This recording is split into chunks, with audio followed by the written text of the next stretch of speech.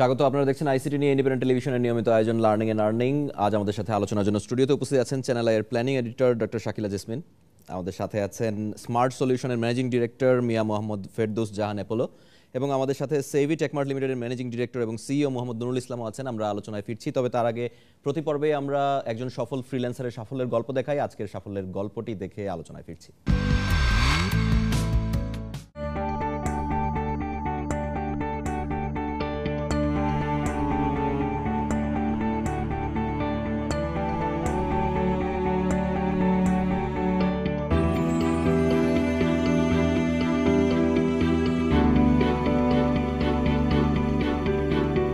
Nurul Islam, managing director and CEO Savvy Techmart Limited. 2012 এপ্রিলে আমি একটা জাতীয় দৈনিক পত্রিকা থেকে জানতে পারি যে অনলাইনে কাজ করার সুযোগ সুবিধা আছে। তখন সেটার নাম ছিল হচ্ছে ওডেক্স মার্কেট প্লেসের নাম, এখন যেটা বর্তমানে আপওয়ার্ক নামে পরিচিত। তো আমি ওডেক্সে অ্যাকাউন্ট করে আমি ট্রাই করি বিড করার। তো বিড করার পরে আমি কিছু কাজ পাই। তো অ্যাজ এ ওয়েব রিসার্চার হিসেবে আমি প্রথমে আপওয়ার্কে কাজ শুরু করি। তো আমি ফ্রিল্যান্সিং শুরু করি, তার মূল কারণটা ছিল 2009 থেকে 2009-এ আমি জবলেস হয়ে পড়ি এবং সুইটেবল কোনো জব পাচ্ছিলাম না। একটা পর্যায়ে যে দেন আমি প্রায় ডিজিটাল মার্কেটিংয়ের ব্যাপারে আমি প্রায় 1.5 বছর আমি সেটার ব্যাপারে লেখাপড়া করি, স্টাডি করি, জানি, কারণ ডিজিটাল মার্কেটিং বিষয়টা অনেক ব্যাপক একটা বিষয়। তো এরপর 2014-এ আমি বেসিস থেকে অ্যাওয়ার্ড পাই। অ্যাওয়ার্ড পাওয়ার পর এরপরে আমি চিন্তা করি যে এখন যেহেতু আমি কিছুটা এক্সপিরিয়েন্স হয়েছে আমার, তো মার্কেটেও আমার ক্লায়েন্টের সাথেও আমার ভালো একটা আছে, আমার পারফরমেন্স ভালো। তো তখন আমি চিন্তা করি কেন আমি একা কেন কাজ করব, আমি দেখি আরও কয়েকজনের কর্মসংস্থানের ব্যবস্থা করতে পারি কিনা। তো 2015-এ আমি সেভি টেকমার্ট শুরু করি। সেভি টেকমার্ট এই কোম্পানিটা শুরু করি মাত্র 10 জন নিয়ে। এখন 2017-এ আমার এই কোম্পানিতে মেম্বার হচ্ছে প্রায় 50 জন প্লাস। বর্তমানে দেখতেছি গভর্নমেন্ট বেশ কিছু পদক্ষেপ নিচ্ছে এই ফ্রিল্যান্সারদের ব্যাপারে বা এদেরকে তৈরি করার ব্যাপারে। তার মধ্যে একটা হচ্ছে learning and earning development project. এই প্রজেক্টের মাধ্যমে গভর্নমেন্ট দেশের বিভিন্ন অঞ্চলে ফ্রিল্যান্সিং তৈরির উদ্যোগ নিয়েছে। হয়তো বা 3 মাসের একটা কোর্স করাচ্ছে, যেমন এই কোর্সগুলো আমরা পাইনি, বাট নতুনদের জন্য এগুলো হচ্ছে একটু সুবিধা হচ্ছে। গভর্নমেন্টের বিভিন্ন প্রফেশনাল ট্রেনারদের মাধ্যমে জানতে পারতেছে একটা বিষয় সম্বন্ধে, একটা ক্যাটাগরি সম্বন্ধে, লাইক ডিজিটাল মার্কেটিং হোক, গ্রাফিক্স ডিজাইন হোক, তারা বেসিক ধারণাটা পাচ্ছে। এই ধারণাটা আমরা তখন পাইনি। এটা নতুনদের জন্য অনেক ভালো, যারা ফ্রিল্যান্সিং করতে চাচ্ছে বা বাইরে থেকে রেমিটেন্স আনতে চাচ্ছে ঘরে বসে। এটা তাদের অনেক ভালো একটা উপকারে আসবে। তবে আমি একটা জিনিস বলবো যে আস্তে আস্তে যখন এইভাবে আপনি সময় ব্যয় করবেন নিজেকে তৈরি করার পিছনে, তখন আমি মনে করি যে না, আপনি ভালো একটা কিছু হয়তো বা পাবেন।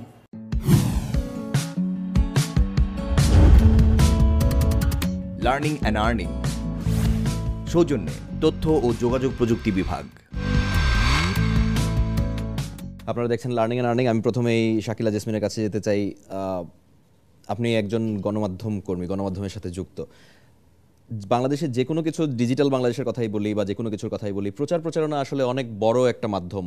আমরা যে উদ্যোগগুলো নেই সেই উদ্যোগগুলো একেবারে গ্রামে গঞ্জে প্রান্তরে ছড়িয়ে দেওয়ার জন্য। এই মুহূর্তে ফ্রিল্যান্সিংয়ের এক ধরনের সোশ্যাল স্ট্যাটাস নিয়ে আমরা অনেক ধরনের কথা বলছিলাম, যে অনেকেই আইসিটি সেক্টর থেকে কিভাবে অনলাইনে কাজ করে টাকাটা রোজগার করা যায় এই বিষয় নিয়ে দৃষ্টিভঙ্গি ছিল এক ধরনের, যে কি করছে ছেলে বা মেয়ে অনলাইনে বসে বসে, বাইরেও যায় না, কোনো কিছু করে না, টাকা ইনকাম করে। সেই ক্ষেত্রে রুরাল লেভেলে সরকারের একটা উদ্যোগ আছে, বিশেষ করে নারীদেরকে এই সেক্টরের সাথে বেশি বেশি যুক্ত করার জন্য। প্রচার প্রচারণাটা আসলে কেমন হচ্ছে? কারণ সামাজিক দৃষ্টিভঙ্গি, পারিবারিক দৃষ্টিভঙ্গি পরিবর্তনের জন্য প্রচার প্রচারণাটা অনেক জরুরি। সেটাকে আমরা গ্রামেগঞ্জে পৌঁছাতে পারছি? ধন্যবাদ আপনাকে। আসলে আমার যেটা মনে হচ্ছে যে একটা নতুন একটা খাত হিসেবে আইসিটিতে এখন যে সম্ভাবনার কথা সবখানেই শোনা যাচ্ছে। ব্যাপারটা আসলে যে উদ্যোগটা নেওয়া হচ্ছে সেটা নিঃসন্দেহে অনেক ভালো, এবং 16 কোটির দেশ বাংলাদেশে জনশক্তির অভাব নেই। সেক্ষেত্রে নারী পুরুষ নির্বিশেষে সবারই এই খাতে আসার সুযোগ আছে, বিশেষ করে তরুণ সমাজের, যা আপনি বললেন।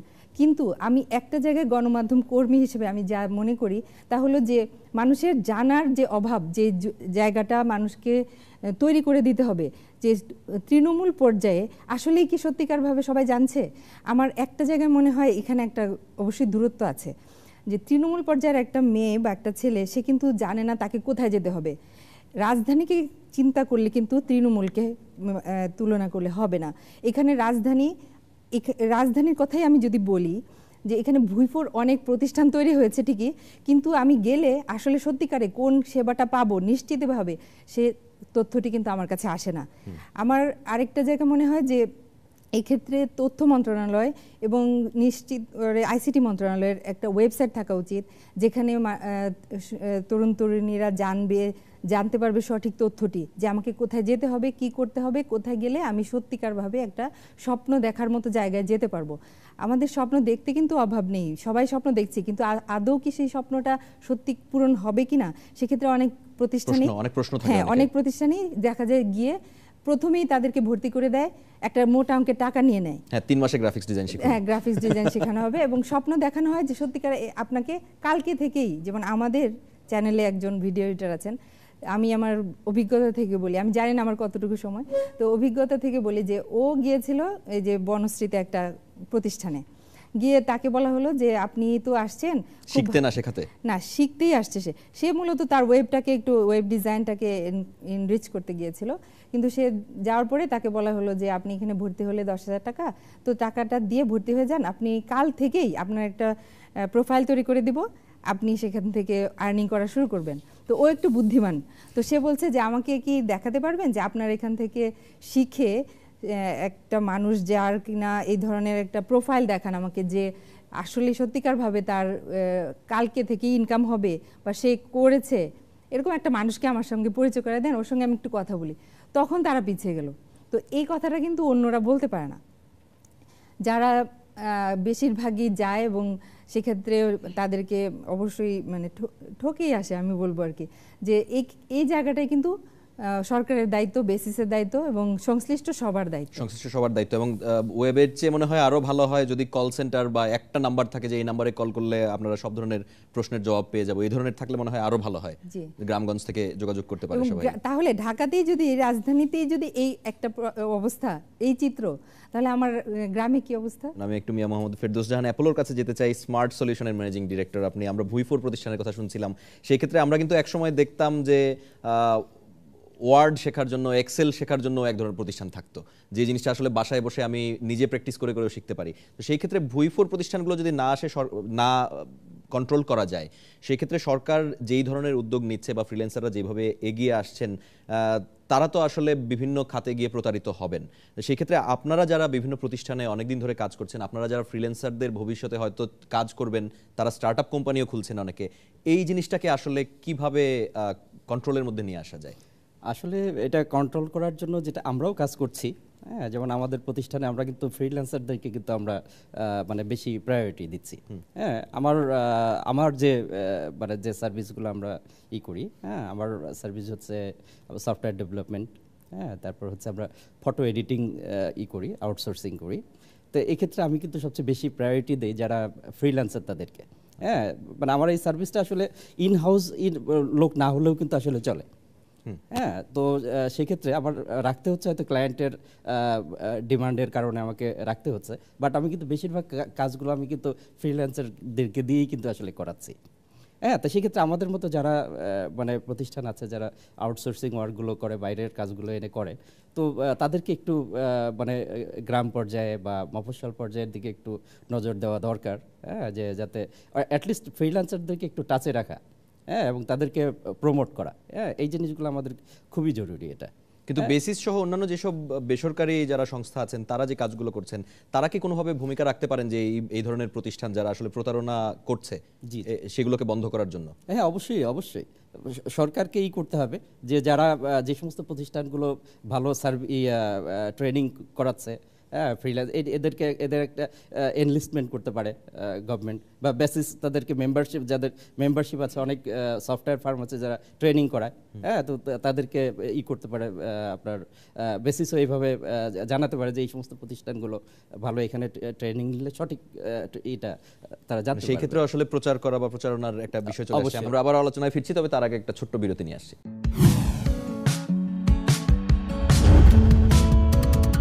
লার্নিং অ্যান্ড আর্নিং, সৌজন্যে তথ্য ও যোগাযোগ প্রযুক্তি বিভাগ।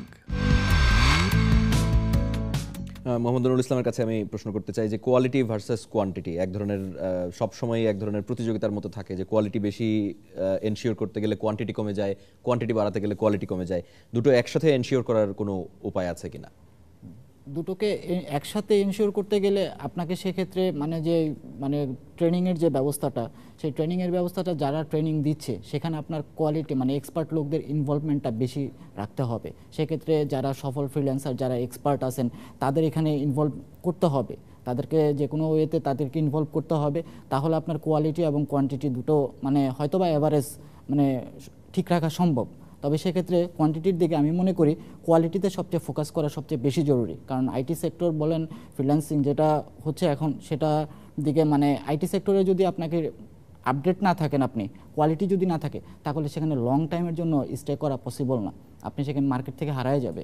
যে কোনো ফ্রিল্যান্সার হোক বা মানে একটা আইটিতে ইন্টারেস্ট সেই হোক, কোয়ালিটিটা খুব ইম্পর্টেন্ট এবং এখানে আপডেট থাকতে হবে রেগুলার। ওকে, সেক্ষেত্রে আমি বলি যে যারা ট্রেনিং দিচ্ছেন তারা তো আসলে সবকিছু শিখিয়ে দিতে পারবেন না, সেটা নিয়ে আমরা কথা বলছিলাম। তারা হয়তো বেসিক স্কিলটা, যেই স্কিলটাতে তিনি গ্রাফিক্স ডিজাইনার হলে গ্রাফিক্স ডিজাইন শিখিয়ে দিচ্ছেন, কিন্তু এর বাইরেও অনেক ধরনের স্কিল লাগে।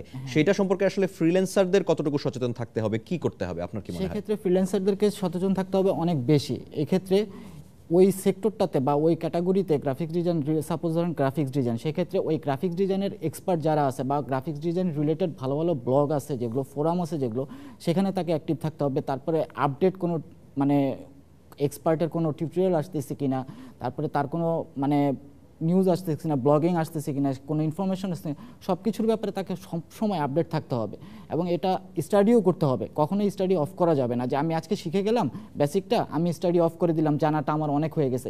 আসলে আইসিটি সেক্টরে, আইটি সেক্টরে জানার কোনো শেষ কখনোই শেষ হয় না, কখনোই অনেক বেশি হয়ে গেছে সেটা এটা ধরে নেওয়া যাবে না। হ্যাঁ, কিন্তু সেই ক্ষেত্রে আমি যখন এমনিতেই টাইম জোনের একটা সমস্যা আছে, আমি যখন গ্লোবাল মার্কেটে কাজ করছি, সেই ক্ষেত্রে টাইমটা ম্যানেজ করে আমার হয়তো সোশ্যাল লাইফে অনেক কিছু স্যাক্রিফাইস করে, ফ্যামিলি লাইফের স্যাক্রিফাইস করে আমার কাজটা করতে হচ্ছে। সেই ক্ষেত্রে আমি যদি আমার কথাই ধরি, আমি আসলে কিভাবে করব? আমি কাজ নিচ্ছি, একটা কন্টেন্ট ডেভেলপ করছি, আমি ক্লায়েন্টের সাথে কথা বলছি, এর পাশাপাশি কিন্তু আমাকে শেখার জন্য আপনি রিসার্চের কথা বলছেন, আপগ্রেডেশনের কথা বলছেন, সেগুলোর জন্য সময় দিতে হবে। এটা আসলে ম্যানেজ করাটা কি সম্ভব? এটা ম্যানেজ করা সম্ভব, কারণ আপনাকে নিজের একটা শিডিউল রাখতে হবে। মানে নিজেকে টাইমটা ভাগ করে নিতে হবে যে আপনি ক্লায়েন্টের সাথে কতক্ষণ কাজ করবেন, আপনি নিজেকে আপডেট রাখার জন্য কতক্ষণ সময় দিবেন। এটা যদি আমি না করি, আমি যদি মনে করি যে আমি ক্লায়েন্টের সাথে কন্টিনিউ কাজ করব এবং আমি নিজে আপডেট হচ্ছি না, তাহলে দেখা যাবে যে একটা সময় গিয়ে নতুন যে টেকনোলজিগুলো আসতেছে সেগুলো সম্পর্কে আমি জানতেছি না এবং সেখানে আমার স্কিলটা ডেভেলপ হচ্ছে না। ফলে একসময় আসলে ক্লায়েন্টের সাথে কাজ করতে সেটাও প্রভাব পড়বে, সেটাতেও প্রবলেম হবে। ওকে, আমি শাকিলা জেসমিন আপনার কাছে আসতে চাই। আমরা বেকার সমস্যা নিয়ে কথা বলছিলাম, সেক্ষেত্রে আপনি বলছিলেন যে আমাদের কাছে ডেটা নেই, অথবা কিভাবে এই বেকার সমস্যাটার সমাধান করা যায় সেটা নিয়ে কথা বলছিলেন আপনি। হ্যাঁ, এই দেশে প্রায় বছরে 20 লাখ তরুণ বেকারত্বের শিকার হচ্ছে প্রতি বছর। তো আমাদের একটা পরিসংখ্যানে জানা যায় যে প্রতি বছর যে 20 লাখ, তার মধ্যে 7 লাখের মতো বাইরে চলে যায়, জনশক্তি রপ্তানি হয়। তো আর 7 লাখ উদ্যোক্তা তৈরি হওয়ার কথা রয়েছে। কিন্তু আর বাকি যে 7-6 লাখের মতো, তাদের কি হয়, তাদের ব্যাপারটা কিন্তু আমাদের এখনো পরিষ্কার না। সেই টার্গেট তৈরি করতে হবে, সেই 7 লাখকে আমাদের ধরতে হবে, যেন তাদের যে স্বপ্ন, তরুণদের যে চোখে যে রঙিন স্বপ্ন, সেটাকে যেন নষ্ট না হয়ে যায়।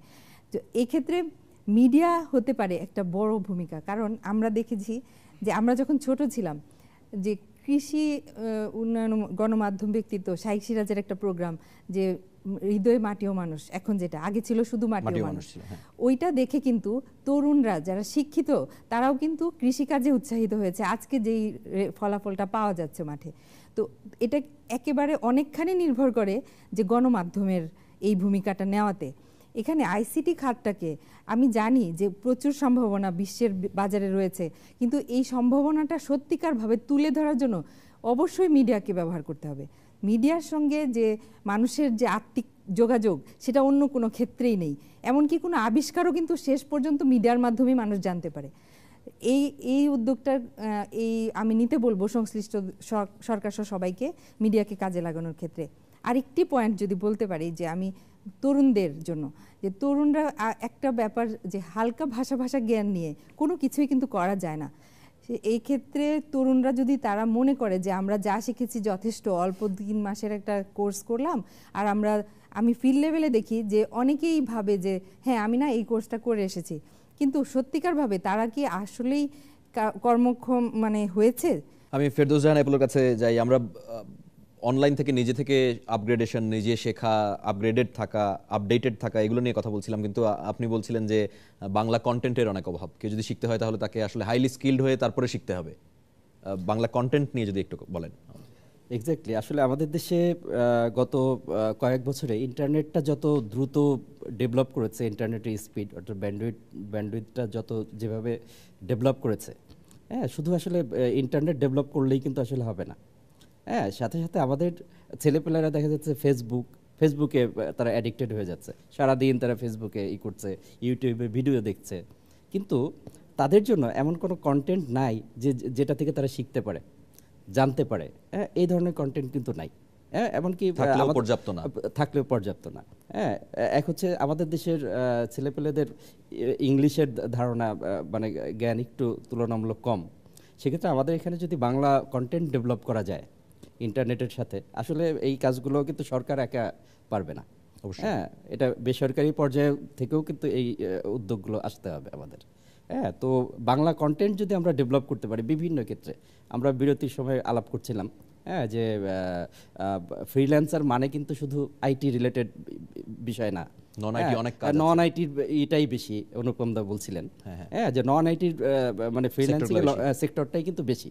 তো সেক্ষেত্রে আমরা যদি বাংলা কন্টেন্টগুলো যদি ডেভেলপ করতে পারি, তাদের এই যে ডিফারেন্ট সেক্টরকে টার্গেট করে, হ্যাঁ, যে তারা যেন বাসায় বসে বাংলাতেই যেন তারা শিখতে পারে, হ্যাঁ, বাংলাতেই যেন তারা এই আপডেটেড থাকতে পারে, এই জিনিসগুলো খুবই গুরুত্বপূর্ণ। এবং এটা আমাদেরকে সরকারের সাথে সাথে বেসরকারি পর্যায়ে, ব্যক্তি পর্যায়ে সব রকমভাবে আমাদেরকে এই কন্টেন্টগুলো ডেভেলপ করতে হবে। এটা মনে হয় আরেকটা জিনিস করা যায় যে যারা ফ্রিল্যান্সার অলরেডি আছেন বা যারা এই সেক্টরে অনেক ভালো অবস্থানে আছেন, আমরা এর আগের একটা পর্বে কথা বলছিলাম ব্লগিং বা ব্লগ থেকে যারা নিজেরা লেখালেখি করেন, সেইখান থেকেও আসলে টাকা উপার্জন সম্ভব। এফিলিয়েটেড মার্কেটিং এর কথা যদি আমরা ধরি, তো সেই ক্ষেত্রে যারা আসলে অলরেডি স্কিলড আছেন তারা যদি কন্টেন্ট ডেভেলপ করেন, যে বাংলা কন্টেন্টের কথা বলা হচ্ছে, তাহলে সেটা অন্যকে যেরকম শেখানো হলো, দায়িত্বটা পালন করা হলো, তাই তো করতে হবে। যে স্কিল তাকেই তো কন্টেন্ট ডেভেলপ করতে হবে। স্কিল আছে ওই বিষয় নিয়ে যদি আমরা বাংলা কন্টেন্টগুলো ডেভেলপ করি, তাহলে সেটা মনে হয় অনেক দিক থেকে। এই জন্য আমি বললাম যে আমাদেরকে ব্যক্তি পর্যায়েও আমাদেরকে করতে হবে, যে যারা যে বিষয়ে আছে তাদেরকে অন্যদেরকে সুযোগ করে দিতে হবে তার জ্ঞানটাকে কন্টেন্ট আকারে মানে ইন্টারনেটে দিয়ে, যাতে মানুষ মানে ওই কন্টেন্টগুলোর দিকে মানুষ ঝুঁকে যাক। আমরা যখন খেলা হয়, হ্যাঁ, তখন দেখা যাচ্ছে ফেসবুক বাদ দিয়ে আমরা খেলা দেখছি। হ্যাঁ, তো তার মানে কি তারা ফেসবুকটা আসলে অন্য কন্টেন্ট নাই বলে আমি অবশ্য অনেককে দেখেছি যে ফেসবুকেই খুঁজছেন যে ফেসবুকে খেলা দেখার কোনো লিংক পাওয়া যায় কিনা। আমরা একেবারে শেষের দিকে চলে এসেছি। মোহাম্মদ নুরুল ইসলাম, আপনি কমিউনিকেশন স্কিল নিয়ে একটু পরামর্শ দিতে যাচ্ছিলেন। হ্যাঁ, কমিউনিকেশন স্কিল নিয়ে যেটা বলতে চাচ্ছিলাম সেটা হচ্ছে যে আমাদের এই ফ্রিল্যান্সিং সেক্টরটাতে কমিউনিকেশন স্কিল অনেক ইম্পর্টেন্ট, এবং আমাদের বাংলাদেশের ম্যাক্সিমাম অনেক ফ্রিল্যান্সারদের মাঝেই দেখা যায় এই কমিউনিকেশন স্কিলের অনেক গ্যাপ আছে, যে ক্লায়েন্টের সাথে কিভাবে কথা বলবে, ক্লায়েন্টের সাথে কিভাবে কনভিন্স করবে বা নিজের ভ্যালুটা কিভাবে উপস্থাপন করবে, সে যে ক্লায়েন্টের রিকোয়ারমেন্টটা জানে, তার যে সেই স্কিলটা আছে, এটা কিভাবে মানে ক্লায়েন্টকে বুঝাবে, এই স্কিলগুলো অনেক জরুরি। মানে আমাদের এই আইটি সেক্টর বলেন, ফ্রিল্যান্সিং সেক্টর বলেন, এটা ডেভেলপ করা দরকার। আপনাদের সবাইকে অনেক ধন্যবাদ আমাদের সাথে যোগ দেওয়ার জন্য। আজকের পর্ব এখানেই শেষ করছি। আগামী পর্বে আবারও দেখা হবে, নতুন কোনো বিষয় নিয়ে আলোচনা হবে। সবাই ভালো থাকবেন।